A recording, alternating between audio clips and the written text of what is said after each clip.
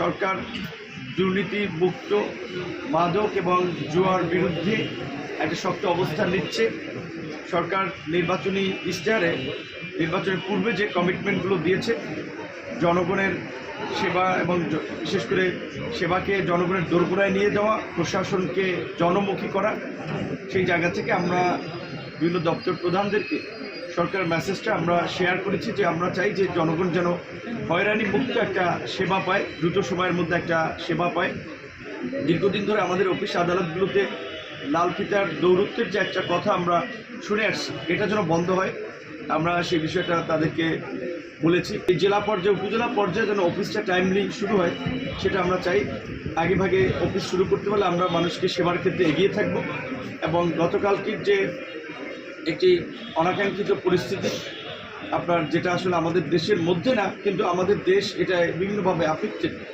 বিশেষ করে আপনার ইরানে আপনার যুক্তরাষ্ট্র এবং ইসরায়েল সহ তাদের যে সহচর যারা, তাদের আক্রমণের ফলে এবং ইরান যে তাদের একটা প্রতিকারমূলক ব্যবস্থা নিচ্ছে, মিডল ইস্টের বিভিন্ন দেশেও তারাও মার্কিন যুক্তরাষ্ট্রের বিভিন্ন ঘাঁটিতে আক্রমণ চালিয়েছে। তার ফলে আমাদের এই মিডল ইস্টে যে ব্যাপক জনগোষ্ঠী যারা ওখানে বিভিন্ন কাজকর্মে নিয়োজিত আছে, তাদের নিয়ে আমাদের একটা টেনশন আছে।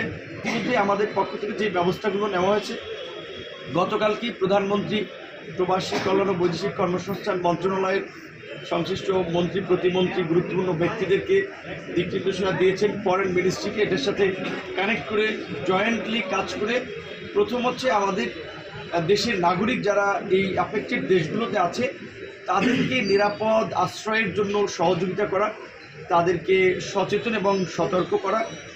এখন পর্যন্ত আমরা উল্লেখযোগ্য খুব বড় ধরনের কোনো ক্ষতি আমাদের দেশের নাগরিকদের হয়েছে সেই রকমের খবর পাওয়া যায়নি।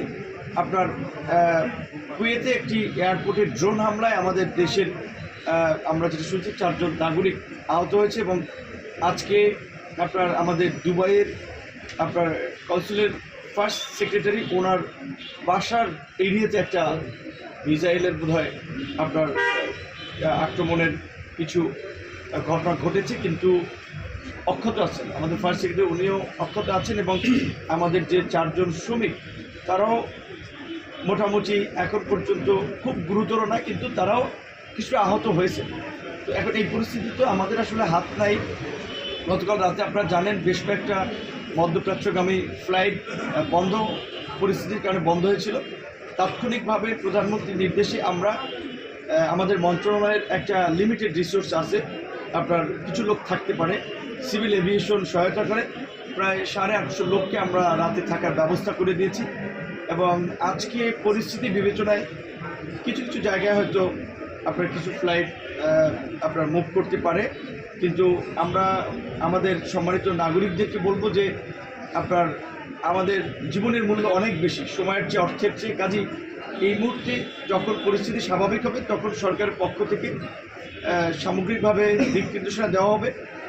সে পর্যন্ত তাদেরকে একটু ধৈর্য ধরতে হবে। আমাদের দেশের যারা নাগরিক এই দেশগুলোতে আছেন, আপাতত যেটা তারা করতে পারে, একটু সামরিক স্থাপনা যে সমস্ত এলাকা আছে সেই সমস্ত এলাকাগুলো থেকে একটু দূরে থাকা, এবং তারা যদি গুরুতর কোনো অসুবিধায় পড়ে তাহলে আমাদের এমবেসি এবং কনসুলেটগুলো ইতিমধ্যেই বেশ কিছু হটলাইন এবং তাদের সহায়তার জন্য কিছু নাম্বার ওপেন করেছে।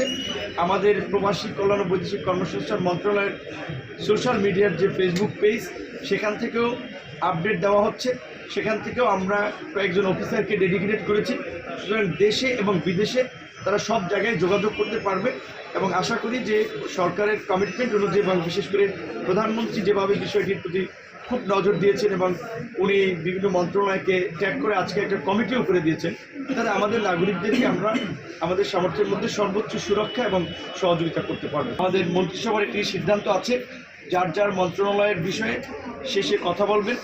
তো সেক্ষেত্রে অর্থ মন্ত্রণালয় কিংবা জ্বালানি সংক্রান্ত বিষয়ে সংশ্লিষ্ট মন্ত্রণালয়ের দায়িত্বপ্রাপ্ত মন্ত্রী কথা বলবেন। তবে আমরা এইটুকু বলতে পারি যে বাংলাদেশ সবসময় একটা প্রতিকূলতার বিরুদ্ধে লড়াই করে সংগ্রাম করে এগিয়ে গেছে।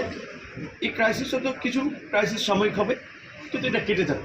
এবং আমাদেরকে তো সংকট মাথায় রেখেই যে কোনো ধরনের প্রস্তুতি নিতে হবে। এবং সরকার বিশেষ করে প্রধানমন্ত্রীর এই বিষয়ে আমার মনে হয় যে সমস্ত বিষয়েই ওনার একটা নজর আছে।